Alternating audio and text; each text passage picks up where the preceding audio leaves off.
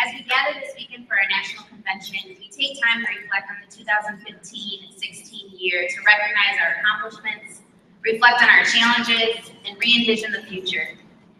This year brought our sisterhood both happiness and hardships.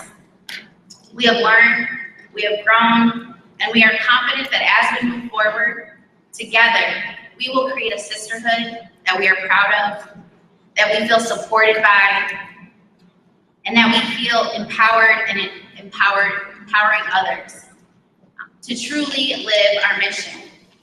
So let's take a look at the Sigma Lambda Gamma Sorority Year in Review. You just heard from the Education Foundation, but I want to give them a little bit of introductions. Not everybody got to the mic. So Becca Velasquez Bublish, she was talking up here, and she's our chairwoman. We have Marcela Garcia, the trustee, Marieta Miguel is a trustee, and Nelly Nevadas. And then our new trustees for the foundation are Natalia Salazar, our social media, what'd you say, mistress? Crystal Caddy, she is a new trustee as well. Diana Long, and Claudia Sandoval. So thank you again to the foundation. Don't forget that they are aiming to raise $15,000 in 15 days. So give $5, $10, $20, whatever you have, so that you can be part of SOJ's culture of giving. We have our National Board of Directors. So our National Board of Directors were voted in the 2014 convention in, where were we in 2014? In St. Louis, Missouri. And so our National Board of Directors serve as our volunteer leaders. You all, the delegation, votes our National Board of Directors in. So they all live across the country. They volunteer their time for the organization to serve our sisterhood. And they're voted in by our delegation. So we have Luz Randolph, she is our 2014-16 chair. Woman. We have Alice Garcia, she is alumni director. We have Alicia Iniguez, she's also an alumni director. Lynette Richardson is our alumni director as well, and Una Village, she is our alumni director. So they are voted in, and so they are volunteers. They volunteer their time for the organization, and this year, this is their final session. So this year you will vote in the 2016-2018 Board of Directors, and they will begin their term after this business meeting. On Saturday, the new board will transition with the outgoing board, and we'll go through kind of an introduction of packet of information for them to get started and kick off the 2016-18 term.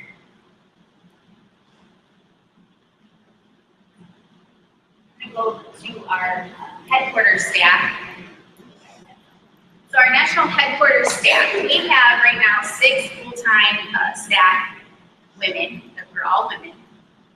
And we are paid, these are paid positions. So we live in Iowa City. We have 1 remote staff member, our Director of Alumni and Volunteer Development. She is our first remote employee for the organization. And so that's exciting too, because we have to be innovative in our organization. We have to find ways to bring, have the best talent and to serve our membership in different ways. And so with the, use of technology, we Skype in Mandy Barondel-Smoka, we Skype her into all of our staff meetings. She comes in every quarter to we do team in services. So we do a full day and a half of team building, and then we do some strategic thinking.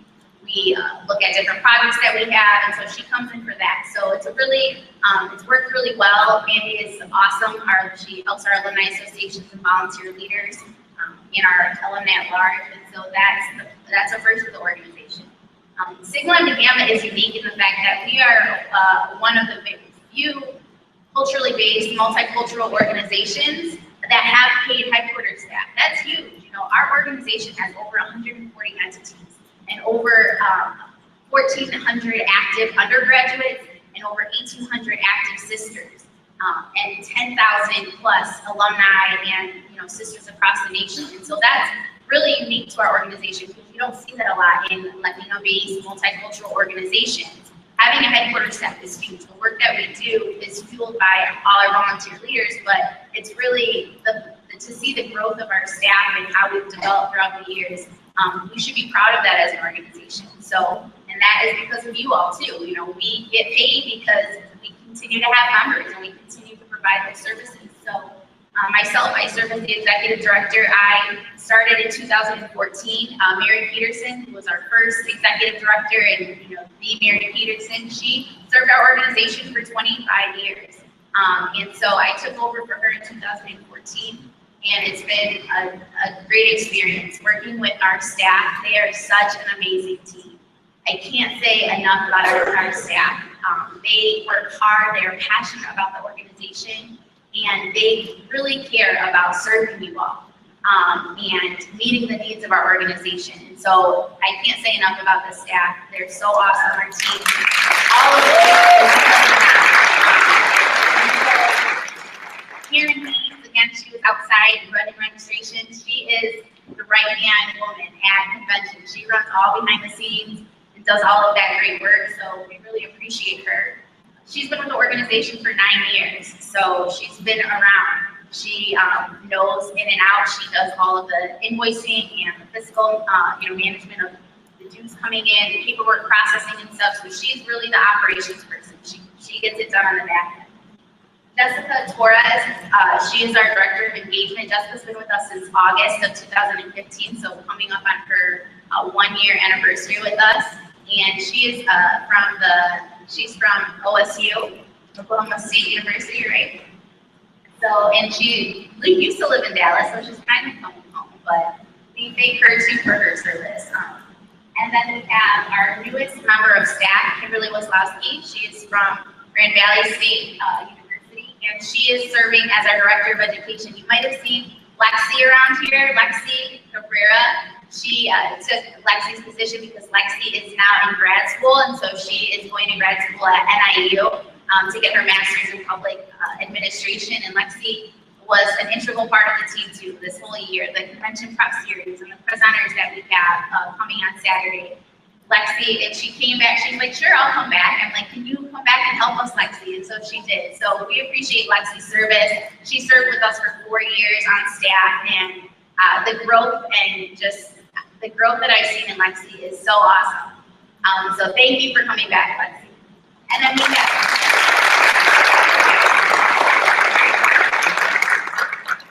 we have Kelsey Ricky, who started off in 2015 in the summer. She's from Alpha Chapter, and she started off as our summer intern. So during National Retreat, we had a summer intern to help us with, the administrative, putting packets together and things like that. And Kelsey was a rock star. Kelsey was a rock star at Retreat. She was just everywhere, doing everything, helping everyone. And so we hired her on staff as our project coordinator to assist with the work that we do. There's a lot of work to get done. There's a lot of things to process. There's a lot of behind the scenes things that our team works so hard for. And so Kelsey's been an integral part of that too, and assisting our directors to help get that work done. So we appreciate her time as well. Pass it over to. I don't know how to follow that. Thank you, Vanessa. And I'm going to take the mic a little bit over here. I can't get too close to the mic over there. But our next part of the team, an integral part of the team and how things happen, is our regional directors. Can I get a whoop whoop for them?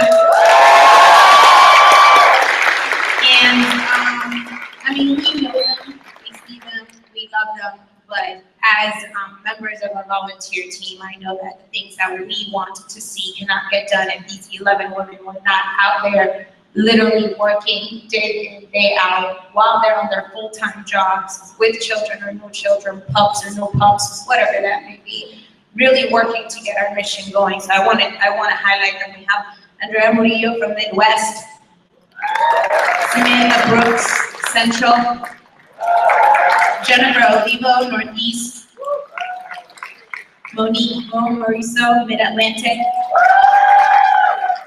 Anna Village, Southeast. The Village Sisters always get a crowd. Jasmine Khalil, Southern.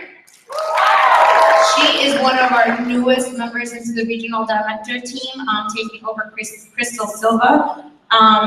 Jasmine, thank you so much for stepping up. I see you right here. Thank you so much for stepping up and helping us make sure that we continue the legacy of the Southern region. Stormy Hill from Plain.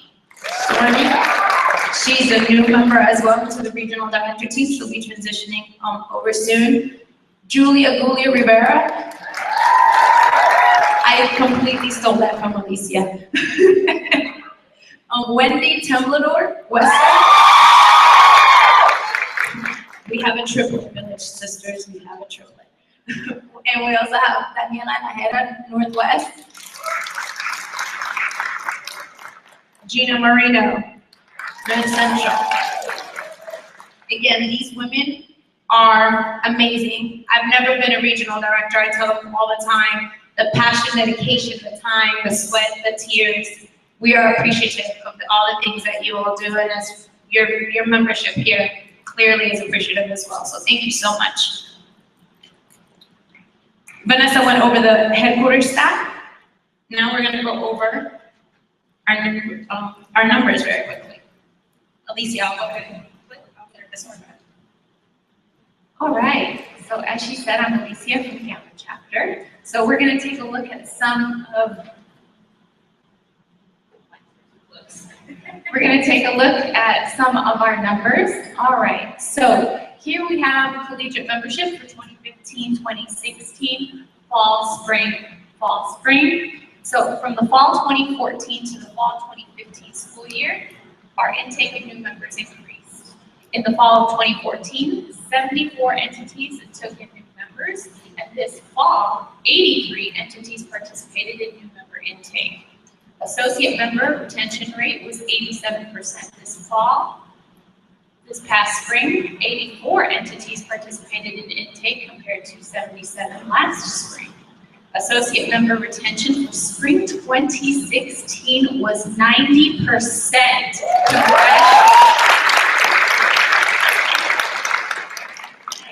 So overall, some collegiate membership numbers declined slightly, but that's because we saw an influx of graduations from spring 2015. Thank you for graduating from school. So moving on to the next slide. Okay, so now we want to recognize our growth as a nation. So this year, for 2015-2016, we added 7 colonies, 4 chapters, and 4 AAs. But let's take a moment to recognize these wonderful accomplishments. So for our colonies, we welcomed Valdosta State. Bradley, Valparaiso, Arkansas at Little Rock, Texas at San Antonio, College of New Jersey, and SUNY Potsdam. Congratulations to our new colonies. So we also chartered 4 new chapters. So in January, we welcomed Ferris State University as Chi Epsilon.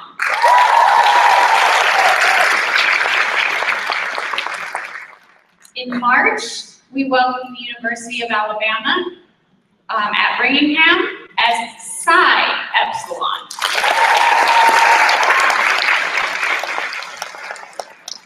In June, we welcomed 2 chapters. After years of perseverance, and we mean perseverance, Boise State Colony became Alpha Zeta Chapter.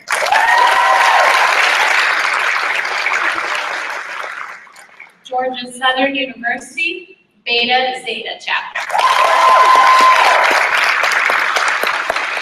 Congratulations to our new chapters.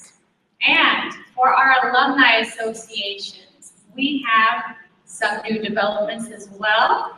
So thank you to the hard work of our alumni members, and with the guidance and support of our Director of Alumni and Volunteer Development, we chartered 4 alumni associations. In fall, we welcomed San Diego Alumni Association, Inland Empire Association, Tallahassee Alumni Association, and New Jersey Alumni Association. And again, just congratulations on your expansion, on your dedication, and on your hard work. We know that this takes time and perseverance, so thank you, ladies. And again, this is just the number of association increases from 2013 all the way to this last academic year. We have increased by 6. So thank you, alumni, for coming back. Thank you for starting associations. And thank you for being the voice of alumni everywhere. We appreciate you, ladies, and we appreciate the undergrads as well.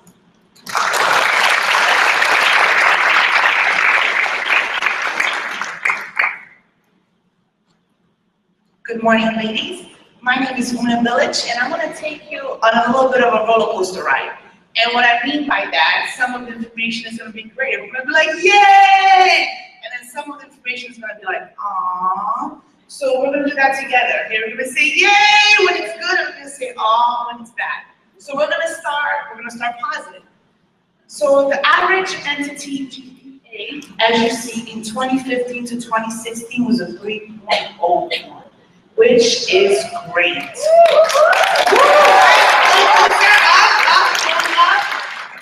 68 of our entities had above a 3.0 GPA 2015-2016. 68. Congratulations to all. What? Then we go down a little bit, but not too bad. So while 68 of our entities had above a 3.0 GPA, we've seen a significant increase in the number of entities that want academic probation. What is our GPA that you have to have in order to not be on academic probation? An entity GPA? What was it? I don't know, not individual, entity. 2.75. So we have 14 entities this year who did not meet the requirement of a 2.75, which is a significant increase from last year where we only had 6.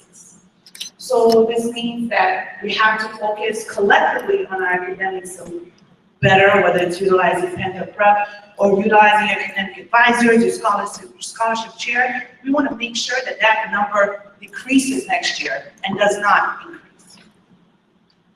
And then we're still going down a roller coaster a little bit. Yes. So as you see, there was another huge increase within our sorority. Well, yes, this was a challenging year. We had many positive things, but unfortunately, we had some negative things occur as well. So in 2014 to 2015, we had 4 hazing situations. But this year, in 2015 to 2016, we increased to 19 active hazing cases. The problem with this is, well, besides the obvious, the internal problem with this is hazing cases take so much time from our hardworking staff. They take so much time from our active volunteers in order to look and see what's going on. Is this an accurate case? To do the interviews, to talk to the schools, to talk to the members, and it really brings the morale of the sorority down. So this data you need to look at and take back. And actually, this whole PowerPoint presentation, you should be taking notes, right? And taking back to your undergraduate entities and to your alumni associations. Because right now, we're at the bottom of the roller coaster. Yes, it's a challenging year. Yes, there are huge increases. However, we made a recommitment to our sorority last night, right? So when we made a recommitment to our sorority last night, we recommitted to our values. And our values do not condone hazing. Sigma Lambda Gamma does not condone hazing. We need to make sure that we take that message back and to see this bar graph in 2 years go back down to 4.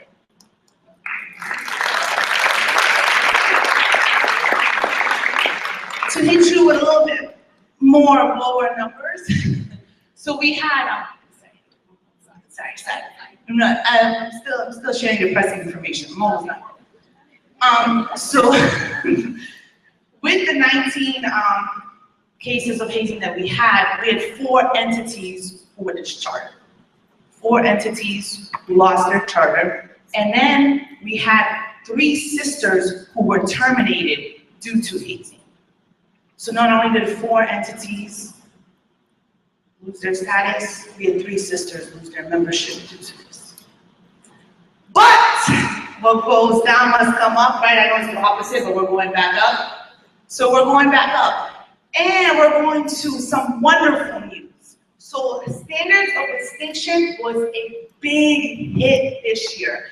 And we're not gonna reveal all the winners. We're gonna save that for our special luncheon time. But Standards of Distinction, you guys rocked it this year.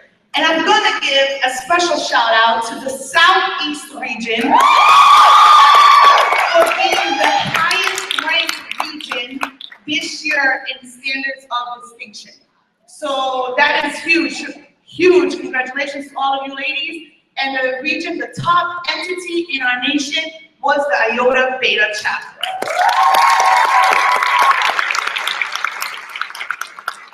So we saw a change in SOD this year. We saw a change of how we went from a 4.0 scale to a point system.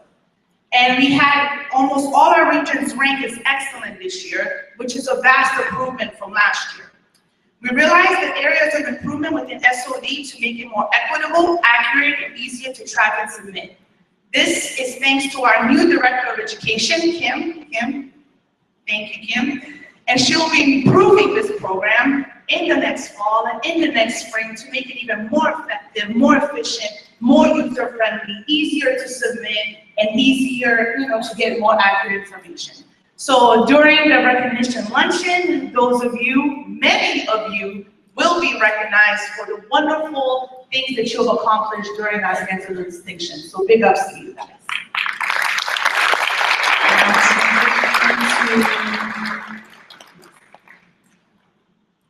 Thank you, Una. Good job, Southeast. Good job to all of you. Okay, Anna, put a hand down. Thank you. So now I'm going to go over our volunteer structure. The Village Sisters, they should have their own show. Our volunteer structure. Our volunteers, whether there are national volunteers or regional volunteers or our local volunteers, they are part of the heartbeat of our organization. While we have full-time staff, and that is fantastic, they do a great job, there's only 5 women. And while we are super women and we can do a lot, we may not always be able to get it all done. So our volunteers are the ones that help us, right? Our volunteers are the ones that help individual entities be able to achieve some of the things that we did in SOD. So here's our volunteer structures and advisory boards. Everybody knows what an advisory board is, right? Raise your hand. Yeah? Okay, okay, no? Nobody knows advisory board? Yeah? Okay. All right, from our chapters, we have 110. Our intake, and these are the positions, the advisors within the advisory boards, okay? A chapter advisor, an intake advisor, an academic advisor, and a faculty advisor, okay? So we have 110 chapter advisors, 69 intake advisors, 64 academic advisors, and 66 faculty advisors. Each of them have specific duties that help us in all of the efforts and initiatives that we have in our organization. One thing that we want to highlight is, out of all of these, we have 107 active chapters. Right? 109 was all we do. But out of those, there's full advisory boards are 64.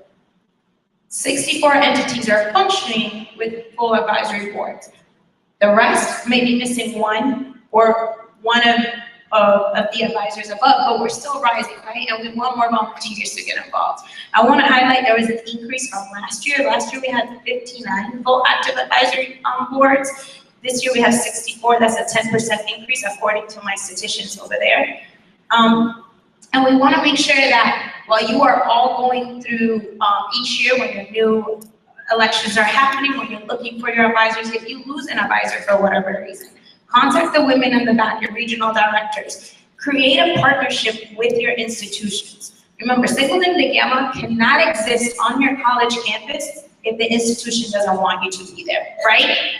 right? And we gotta remember that because it is a privilege to not only be a member of Sigma Lambda Gamma, but it's a privilege to be housed in a higher education institution. So create a partnership. You may not see the need now for a specific advisor because your organization or your entity has learned from it or has not had one for years. But as we evolve, our strategic plan continues to move forward, guess what happens? You may need that additional individual. And the more individuals we have assisting you on your college campus, the more successful you will be, the more successful our regional directors will be, the more successful your region will be, right?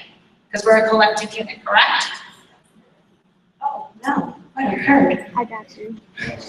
Well, I like long walks on the beach.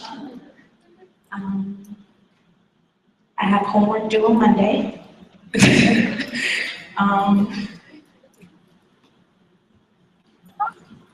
While we are sitting, we're having some technical difficulty. How many alumni do we have here? Raise your hands, alumni. What? Collegiate, turn around and look at those alumni. Raise your hands.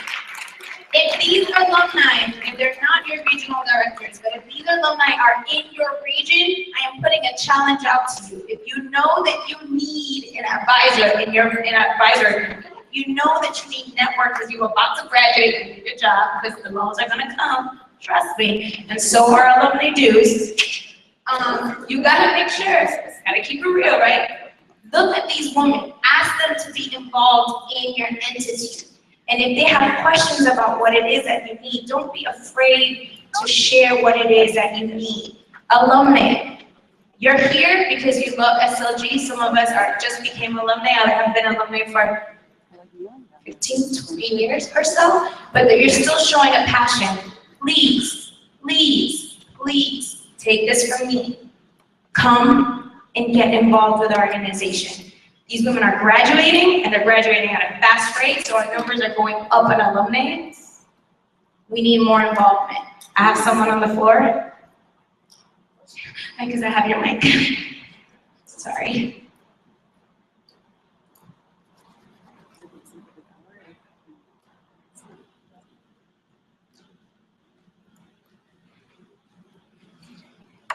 Hello. Sandra Rosario, Tampa Bay Alumni Association. Yes, Sandra? I move for a 10-minute recess. 1 second.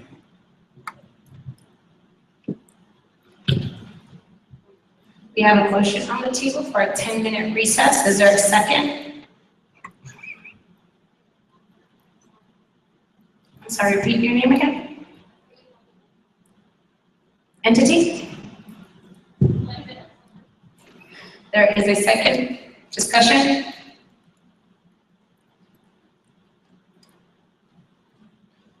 All those in favor, say aye. Aye.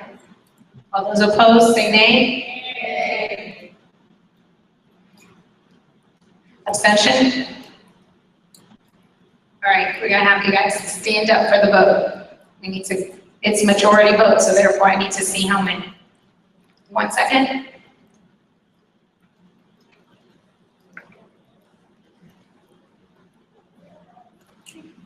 Can I have assistance from some of the board members and regional directors to ensure we count?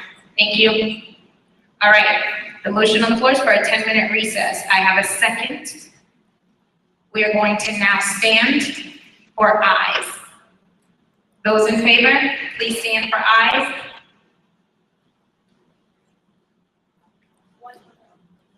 Just one delegate. It's your main delegate to stand for aye. And we do have to have several people count to ensure that we. If you're, remember, only those eligible to vote can vote. Eligible to vote.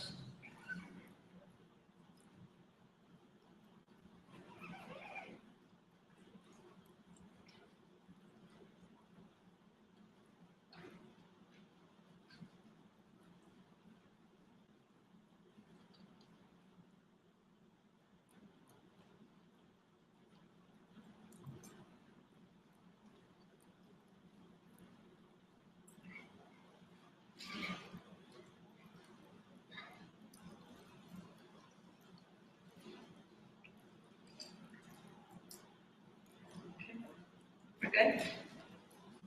All right, please sit. Oppose? Eligible to vote only. We make majority for opposing.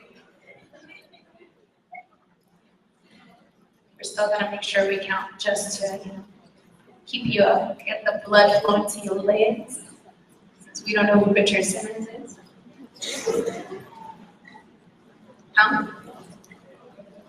Yeah. Okay, we have counted. Motion fails. Julia, the mic is not done reading to you. All right, we're gonna continue going here. Thank you. Our active volunteer pool, we have a total of 81. Our strategic plan in 2013 and through 2013 to 2014, one of the things we wanted to do is that alumni engagement, that volunteer engagement, that also includes collegiates, because we do have committees that we will want our collegiates to be involved. Our National Board of Directors has 5 women. Per our constitution, we need 6. However, our undergraduate collegiate our collegiate, we didn't have any applications for that. And this board went ahead and hosted focus groups with you all. Remember those focus groups or your regions? And based on the information we received, we went ahead and removed the collegiate from the position on the national board, but we did create the Collegiate Representative Committee, the CRC. Raise your hand if you're a CRC member. Hey, CRC, I see you. And a special shout out, these women's term do not start till August 1st. However, comma, we think that's where the comma goes. These women have been on calls monthly, whether it be with the National Board of Directors or the regional directors, getting some training going so they can understand the structure of our organization.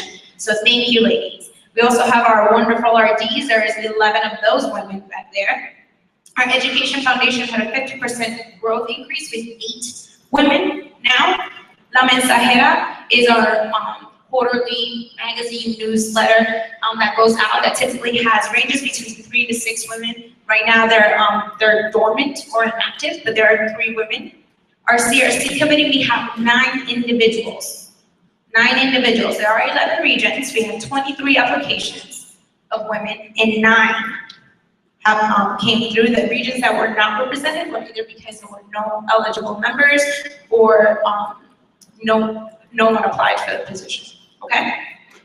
For our other committees or / individuals, that includes our recognition committee, any committee that the nominations committee, any committee that the National Board of Director appoints to ensure that the business of the organization comes forth, or our executive director, headquarters staff. That individuals would also include our parliamentarians. When we're talking about individuals and applications we've received, it is important to note that some of these questions that we've asked regarding NBOD or audit applications or CRC applications, in particular now that we're talking about elections, some of these questions I've heard or comments. When we talk about the NBOD applications, it's important to know we received 11 total applications of women, okay? Let's note how many alumni we have. 11 applications. So I'm saying that to you, not to be discouraging, but to challenge you, so that when you are ready to give back in this capacity, you remember this day. And you said, that crazy girl who keeps bringing up Richard Simmons talked about the National Board of Applications. I want to make sure I give back. And there's a gazillion ways you can give back to the organization. It doesn't have to be by title. It can just be by the focus of continuing the mission of our organization. Now, we're going to move forward, and we're going to go ahead and have Ms. Alice, I believe, to discuss our strategic plan from 2016 to 2021.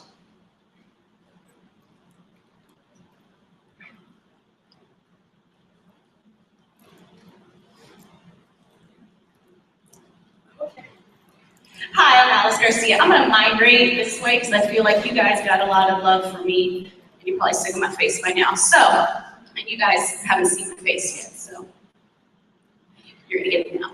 I'm Alice Garcia, and I'm gonna talk about the fun topic of policy governance and our strategic plan.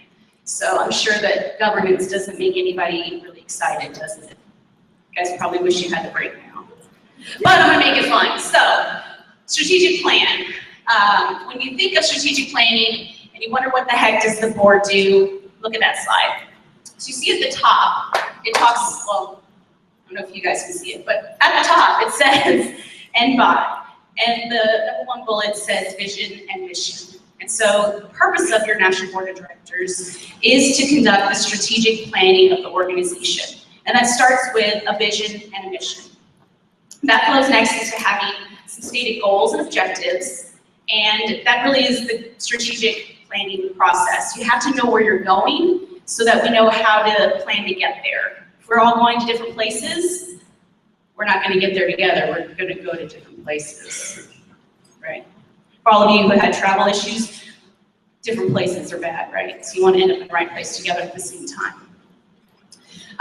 For those who can't see from here, there is, in the second part, it talks about headquarters staff. So after the National Board of Directors has created a strategic plan, that is then taken by the Executive Director, Vanessa, to work through with her headquarters staff to create an operational plan. And that really gives you, how do you execute that strategic plan? What are the actions you have to take to get there? It's nice to have an idea of where you're going, but what are the steps you need to take in order to get to that place? Make sense? Head nods? Okay. Once they've completed the planning, they're going to work with the regional directors in order to implement and deliver it to you. So you see that there's a process there of how everyone works together in order to ensure that you get the things that you need from our organization. And that's how the strategic planning from the board follows on down to the operational planning from headquarters staff, and then is implemented and executed when you see it, usually in discussions probably with your regional director, or when you have your regional retreat, something like that. Luce, I'm looking at you for the next slide. I know you can't see me. So, in 2013, the previous board, of which Luce and I are part of, established our first strategic plan in the history of Sigma Lambda Gamma, which is a pretty awesome thing when you think about it. And so, with this board term, we went back and looked. What were the things from the first strategic plan that were successful? What were the things that we needed to adjust? And where were the parts that we needed to expand on because we'd already achieved goals? Because you guys did a great job achieving the goals that we set forth. And so how do we set the new set of goals? And so these are the key areas. I'm going to focus on the first two key areas, which are the next slide. So these are our vision statements for sisterhood and for engagement. And just so you understand how we came up with these statements, we wanted to make sure that everyone understood what we meant when we said the word sisterhood and when we talked about engagement. So, when we talk about sisterhood, we're really talking about having our diverse and unified membership working together, that sisterhood, the way that we're all together and supporting each other through the system and the structure that we have. That's that sisterhood that we have together. For engagement, this is ensuring that our sisters embody Sigma Lambda Gamma and that they understand not only who we are, what we stand for, and where we're going. If you ask people what is a gamma, you might get different answers depending on who you talk to, right? And so we wanted to have consistency in what Sigma Lambda Gamma is and who we are as sisters. And so for sisterhood, we set some specific goals. And I'm going to give you a few of them right now. For the cohesive organizational brand, we wanted to make sure that there were guidelines. You've been asking, sisters have been asking, what are some guidelines for new member presentation? And so that is something that is a goal for this strategic plan, as well as a baseline for the SLG brand. What does it look like? What are the images? What are the colors? Well, we know the colors, but what are those things that we universally have so it's consistent whenever you're doing your marketing, when you're talking to sisters, what is that SLG brand? So regardless of where you are and who you talk to, that people, when they hear Sigma Lambda Gamma, they think of the same thing. For our membership retention, we obviously want you to graduate. We want you to stay an active undergrad and graduate, become an active alumni. And so we wanted to put some goals around that retention rate. We find that sometime around graduating and becoming an adult after graduation, life takes over. You have to pay bills, you have to do all of the fun adulting things. And we want to make sure that in that transition, you also transition to the alumni side of being a sister. And so we have some goals around that. Also for the alumni associations to continue to retain the members that they bring in from the graduate education program as well. For supporting the organizational lifespan, we really wanted to focus on a comprehensive membership development program so that not only are you developed as you come into the organization through things like the journey, and then you become a sister and we continue to develop you, but that also continues as your alumni. And so we have some gaps there that we want to fill. And for educating our members on our historical heritage, we found that we need to better share our history and how changes have occurred over the last 26 years.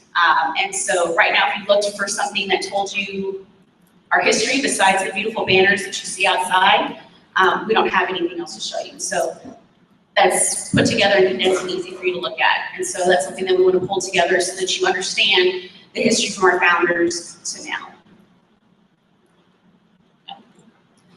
For engagement, which is one of my favorite ones, this is focusing on our alumni here. So we want to cultivate an active volunteer pool. As Luz mentioned and Becca mentioned, and everyone I think who's talked already this morning, all of you wonderful alumni, thank you for coming and being active, but we want you to continue to be active. We also want to ensure that you set that example for our undergraduates, and so we wanted to increase the diversity of our pool of volunteers. So we have more of you from different regions, from different areas, and so that's something that's important to us. When we talk about enriching the AA, the Alumni Association experience, we want it to be fun, we want it to be consistent. We want you to know that you're going to enjoy the time as an AA or as a part of an AA, help you find ways to increase your membership and support you in that alumni experience because you have a wonderful undergraduate experience, but we want that to translate as well as an alumni.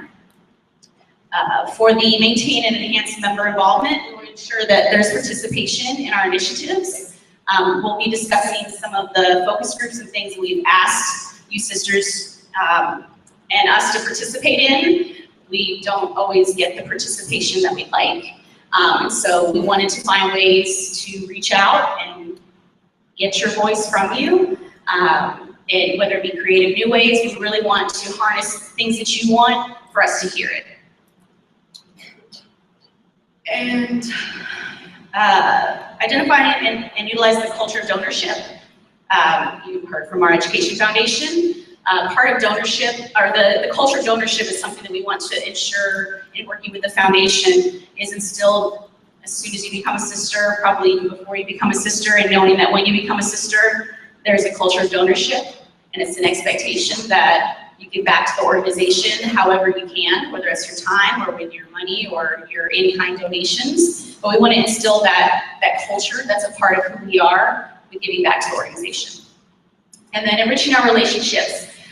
You heard yesterday from the American Heart Association, Representative Francesca. That's one of our partnerships, but we want to do more. We want to be able to have strong partnerships that not only enrich your lives as members, but support our organization. And then maybe there's some nice financial benefits for the Education Foundation as well from those partners. And so we really want to look out and find those key partners that can help support us as an organization to further develop and grow. And I'm going to hand it over next to Lynette.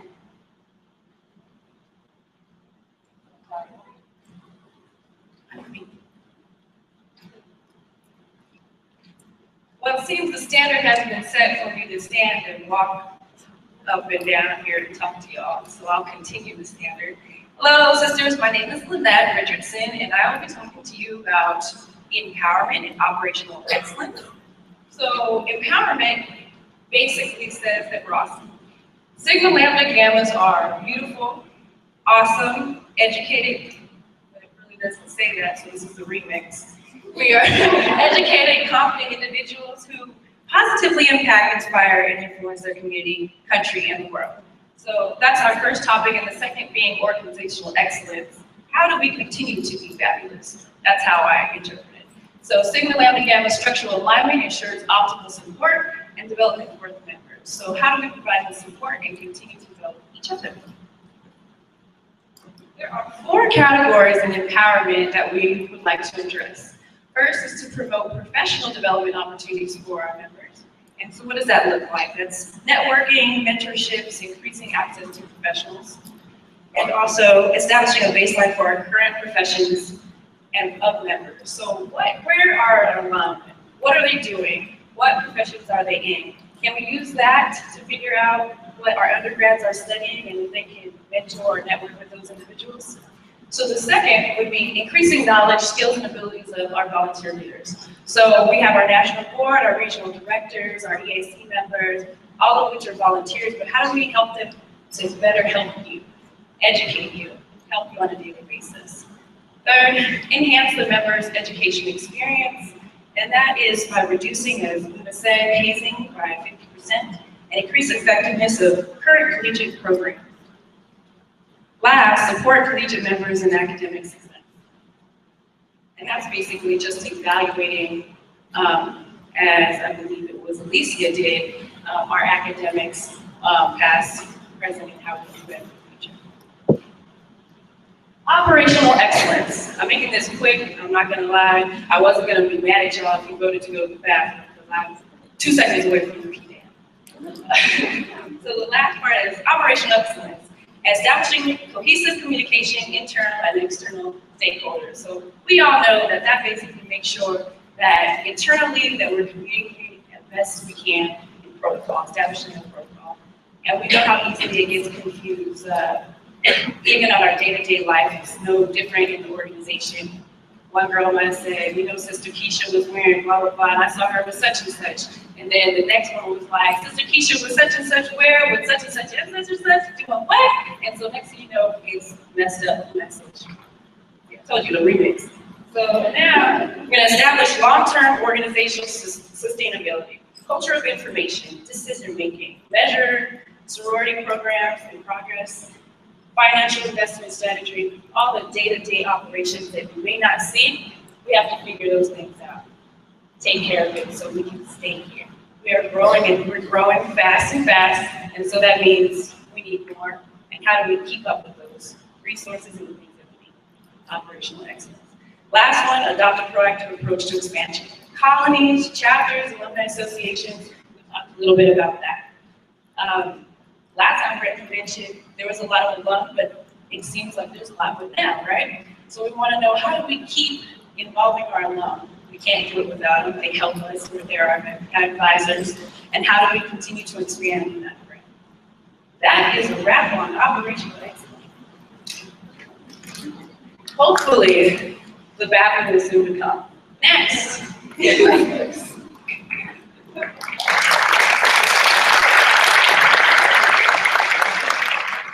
Thank you, Grandmaster. We're gonna go ahead and have our executive director. Y'all don't know who Grandmaster Flash is. We'll have our executive director now. We're almost finished. All right.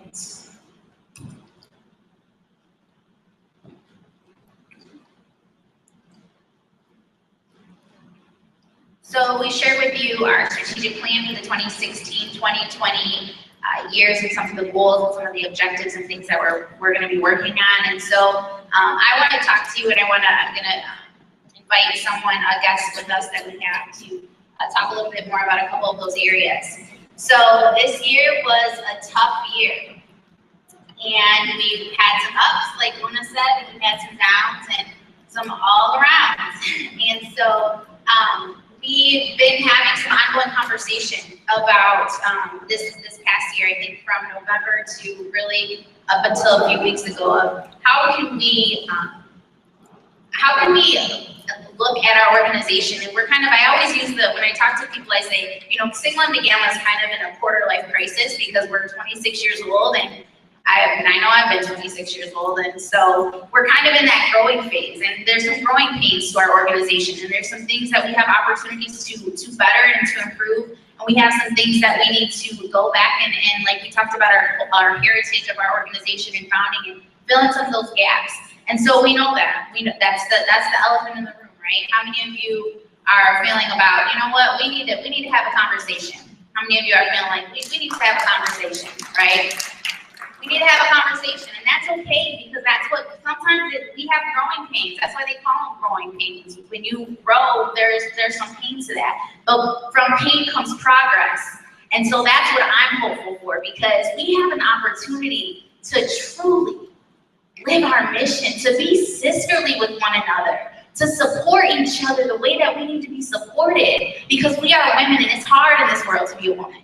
And it's hard in this world to be a woman of color. It's hard to be first generation. It's hard to, you know, you were talking about student loans and all the things. It's a hard world out there, and it's a heavy world right now, right? And so some of that comes into our organization, because that's society. We live this every day, the things that are happening in this world. And so as an organization, as a sisterhood, you know, we always are trying to balance that sisterhood with that business, right? We always say that we're a sisterhood, but we're a business. And sometimes we gotta be about business, but all the time we have to be about sisterhood.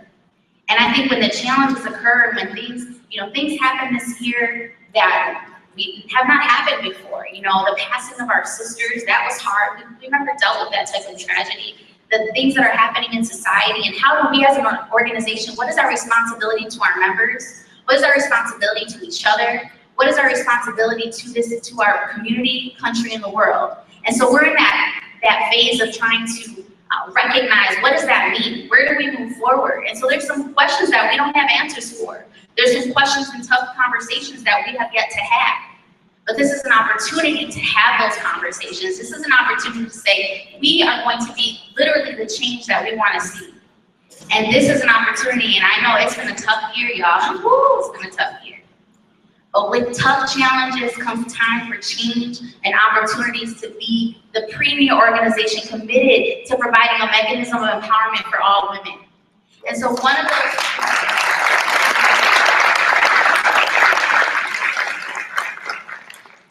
and so I've been talking to Rashid Cromwell for the past, 6 months now, because one of those things that we want to do is we need some help. We need some assistance. We don't have to have all the answers. We don't have to, do it all our own. We need to call on our support. And so Harbor Institute is an educational consulting organization that works with culturally based organizations, culturally based fraternity and sororities, to do some development.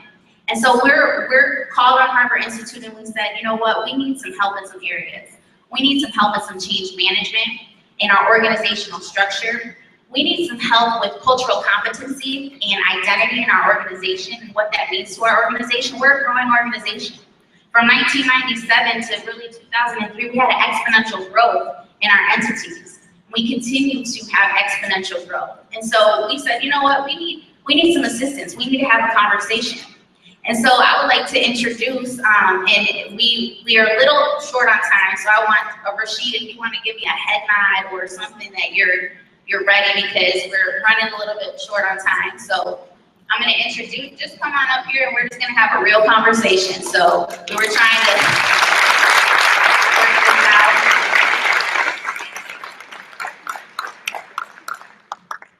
So I'm going to let Rashid gonna stroll on up.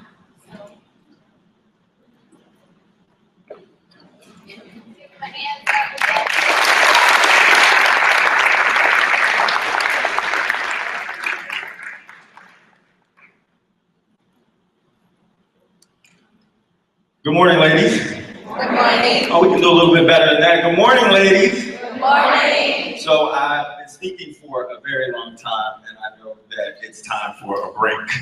So What I'm going to do is just briefly introduce myself, and we're going to actually do my presentation after lunch. So I'm excited about that. I look forward to that. Part of how we have this design is to, I'm going to present, and then afterwards we're going to open up the floor to have dialogue, and then we're also going to share some practical tips that you can take back to your undergraduate chapters, to your alumni associations, to be able to implement some of the things that we're talking about this afternoon. It'll be very difficult conversations, but also very impactful and very beneficial. So I just want to introduce myself very quickly to you all. I look forward to seeing you all after lunch. Thank you very much.